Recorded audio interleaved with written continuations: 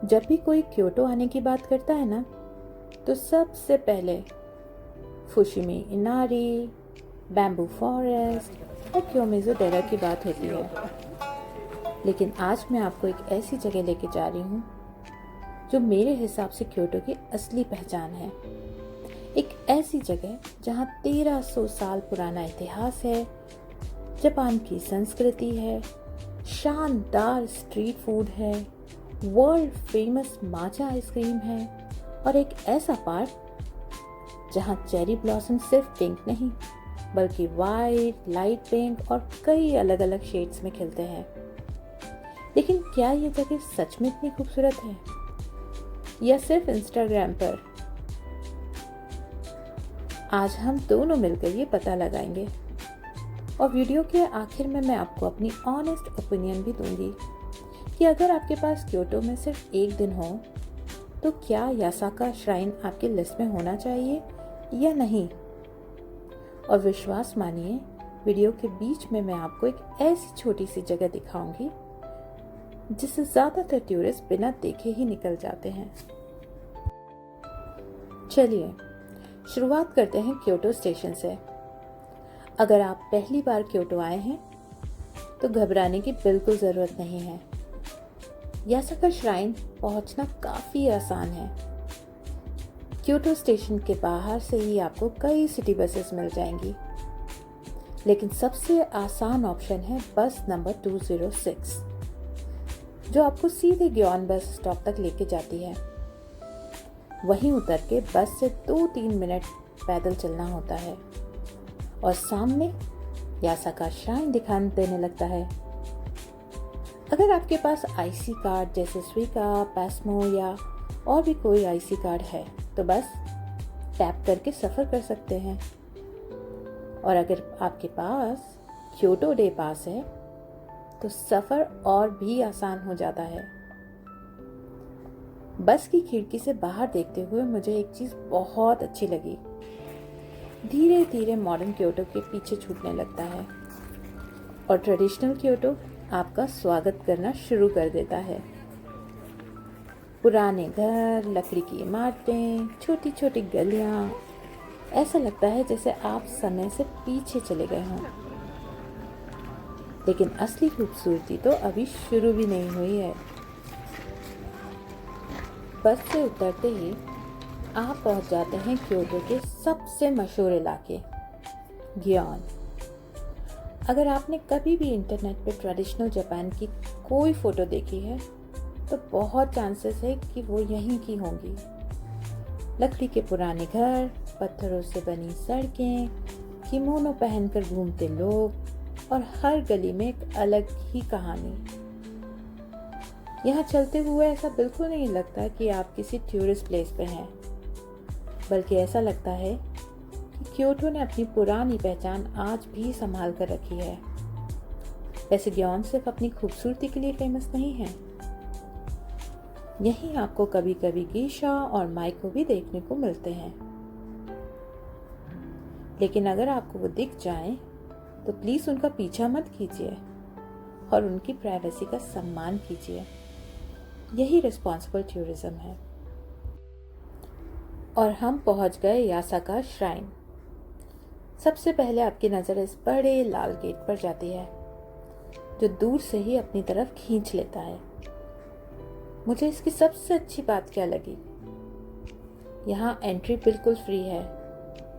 इतनी हिस्टोरिक जगह, इतनी खूबसूरत आर्किटेक्चर और कोई एंट्री फीस नहीं है। वैसे आपको जानकर हैरानी होगी, इस श्राइन का इतिहास लगभग 1300 साल पुराना माना जाता है। और यही सोचकर मुझे यहाँ खड़े होकर एक अलग ही एहसास हो रहा था। और तभी मेरी नज़र एक छोटी सी दुकान पर गई जहाँ माचा आइसक्रीम मिल रही थी। अब जापान आए और माचा ना खाएं तो फिर क्या किया। मैंने भी एक माचा आइसक्रीम ली और सच कहूँ, इसका स्वाद इंडिया में मिलने वाली ग्रीन टी आइसक्रीम से बिल्कुल अलग था। ना ज़्यादा मीठी, ना आर्टिफिशियल फ्लेवर, बस रिच माचा टेस्ट। श्राइन के शांत माहौल में बैठकर आइसक्रीम खाना मेरे लिए इस जगह का सबसे यादगार पलों में से एक था। कई बार बड़ी चीजें नहीं, ऐसी छोटी छोटी मेमोरीज ही पूरे ट्रिप को स्पेशल बना देती हैं। अब चलिए श्राइन के अंदर चलते हैं। सच बताऊं, बाहर से जितना खूबसूरत ये श्राइन दिखता है, अंदर आकर इसका माहौल उससे भी ज्यादा सुकून देने वाला लगता है। यहाँ कोई तेज आवाज नहीं, कोई भाग दौड़ नहीं, बस घंटियों की हल्की आवाज, हवा की सरसराहट और लोग पूरी शांति के साथ प्रार्थना कर रहे हैं। यही चीज मुझे जापान में सबसे ज्यादा पसंद आती है।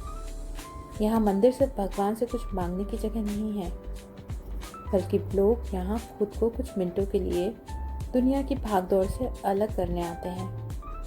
और सच कहूँ, अगर आप क्योटो आए हैं तो यहाँ कम से कम 15-20 मिनट बिना किसी जल्दी के ज़रूर बिताएं। कई बार किसी जगह को देखने से ज़्यादा उसे महसूस करना ज़रूरी होता है। अगर आपने पहले कभी जापानीज श्राइन विजिट नहीं किया तो शायद आपको समझ नहीं आए कि लोग यहाँ क्या कर रहे हैं। तो मैं आपको आसान भाषा में बता देती हूँ। सबसे पहले लोग हल्का सा झुकते हैं, फिर अगर चाहे तो डोनेशन बॉक्स में कुछ सिक्के डालते हैं। उसके बाद घंटी बजाते हैं, 2 बार ताली बजाते हैं, मन ही मन प्रार्थना करते हैं और आखिर में एक बार फिर झुककर अपनी प्रार्थना पूरी करते हैं। मुझे ये ट्रेडिशन बहुत अच्छा लगा, क्योंकि यहाँ सब कुछ बहुत शांत और सम्मान के साथ किया जाता है। अगर आप भी यहाँ आए तो सिर्फ फोटो लेने के बजाय इस कल्चर का सम्मान ज़रूर कीजिए। एक बात मैंने नोटिस की, ज़्यादातर टूरिस्ट मेन गेट तक आते हैं, कुछ फ़ोटो लेते हैं और वापस चले जाते हैं। लेकिन अगर आप थोड़ा अंदर तक जाएं, तो आपको श्राइन के कई छोटे छोटे हिस्से देखने को मिलते हैं, जहां भीड़ भी कम होती है और माहौल और भी शांत लगता है। यहाँ की लकड़ी की नक्काशी, पुराने लैंटर्न्स, छोटे छोटे मंदिर, हर चीज़ में इतनी बारीकी है कि आप जितनी देर देखेंगे उतनी नई चीज़ें दिखाई देंगी। यही वजह है कि मैं हमेशा कहती हूँ, ट्रैवल जल्दी जल्दी जगह टिक करने का नाम नहीं है, बल्कि हर जगह को महसूस करने का नाम है। अब श्राइन से बाहर निकलते ही बस कुछ कदम चलिए और आप पहुंच जाते हैं मरुयामा पार्क। मुझे इसकी सबसे अच्छी बात ये लगी कि आपको अलग से कहीं जाने की ज़रूरत नहीं पड़ती। दोनों जगह एक दूसरे से बिल्कुल जुड़ी हुई हैं और जैसे ही आप पार्क की तरफ बढ़ते हैं, पूरा माहौल बदलने लगता है। मंदिर की शांति धीरे धीरे एक लाइवली पार्क में बदल जाती है और यहीं से शुरू होती है एक बिल्कुल अलग क्योटो स्टोरी। मरुयामा पार्क के एंट्रेंस पर पहुंचते ही सबसे पहले आपका स्वागत करती हैं ये छोटी छोटी ट्रेडिशनल शॉप्स। मुझे ये पार्ट बहुत पसंद आया, क्योंकि यहाँ सिर्फ सोवेनियर्स ही नहीं, बल्कि लोकल कल्चर भी दिखाई देता है। यहाँ आपको Japanese snacks, matcha sweets, traditional handmade items, fans, key chains, chopsticks और कई ब्यूटीफुल गिफ्ट्स मिल जाएंगे। अगर आप जापान से अपने फ्रेंड्स या फैमिली के लिए कुछ यादगार ले जाना चाहते हैं, तो मुझे लगता है यहाँ थोड़ा टाइम स्पेंड करना चाहिए। और अगर आपको स्ट्रीट फूड पसंद है, तो यहाँ कई छोटे फूड स्टॉल्स भी मिलेंगे, जहाँ लोकल जापानीज फूड का टेस्ट भी लिया जा सकता है। मुझे सबसे अच्छी बात ये लगी कि ये पूरा एरिया बहुत ही वेल मेंटेन्ड है, बहुत ही साफ सुथरा। शायद यही जापान की सबसे बड़ी पहचान है। अगर आप यहाँ आने की प्लानिंग कर रहे हैं तो कुछ टिप्स ज़रूर याद रखिए। अगर आपको भीड़ कम चाहिए तो सुबह जल्दी आइए। अगर सबसे खूबसूरत माहौल देखना है तो इवनिंग का टाइम सबसे बेस्ट रहेगा। कम से कम 2 से 3-4 घंटे यहाँ के लिए रखिए, ताकि आप श्राइन भी आराम से देख सकें, फूड स्टॉल भी एक्सप्लोर कर सकें और पार्क का सुकून भी महसूस कर सकें। कंफर्टेबल शूज़ पहन कर आइए, क्योंकि यहाँ काफ़ी वॉकिंग करनी पड़ती है। और अगर आप चेरी ब्लॉसम सीजन में आ रहे हैं तो भीड़ के लिए पहले से ही तैयार रहिए। अब सबसे बड़ा सवाल, क्या यासाका श्राइन और मरुयामा पार्क सच में विजिट करने लायक है?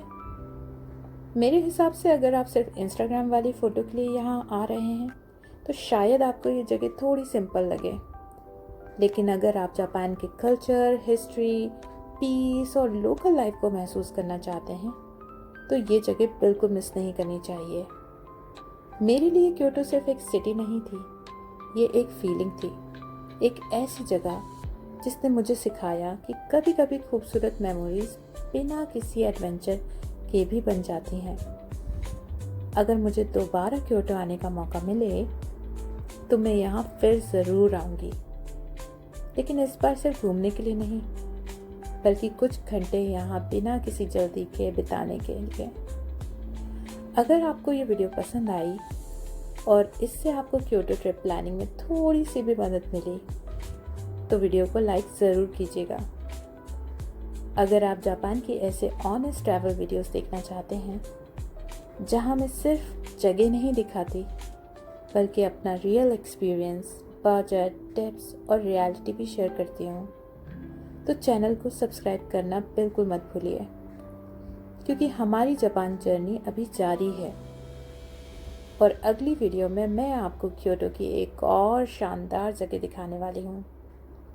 तब तक अपना ख्याल रखिए और हमेशा की तरह कीप एक्सप्लोरिंग।